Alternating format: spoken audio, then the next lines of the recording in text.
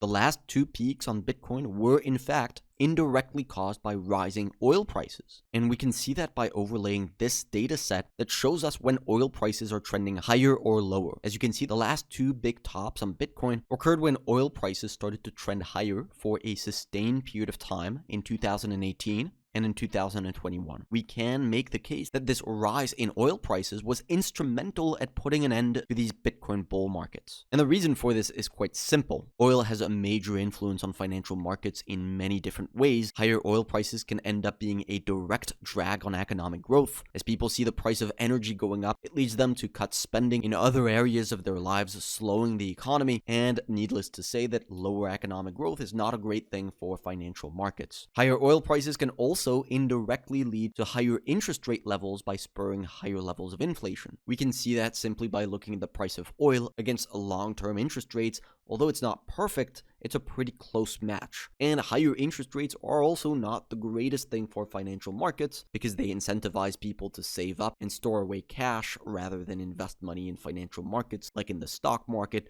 or Bitcoin. So long story short, higher oil prices are a bad thing for Bitcoin's performance. And one of the earliest signals that you can catch to tell you that trouble is brewing for Bitcoin. And that's why this chart works so well. All of these periods right here are moments where oil prices are generally trending sideways or trending down. And all of the big Bitcoin bull markets have occurred during these periods. All of the moments where oil prices are trending higher on a sustained basis correspond to the biggest declines in Bitcoin's price. Now, more recently, we've had a little bit of a tick up in the price of oil that's trending higher for the first time since early 2024. For now, this is not enough for us to really start turning bearish on Bitcoin. But if this chart starts to morph into something like this, that's when we get a little bit more concerned and much more cautious on our view on cryptocurrencies. In fact, we think there's a pretty high risk that this is going to happen at some point in 2025. If the US economy is really about to accelerate, eventually that's going to lead to higher demand for energy, which can push up the price of oil. For now, however, Bitcoin's technical structure looks incredible. It has just broken out and retested a key trendline resistance. Last week, we got confirmation that that level was holding, which made us re-enter Bitcoin and also initiate a long position on Coinbase, which is a major US crypto exchange that's traded publicly. Again, if you want to have access to all of our trades,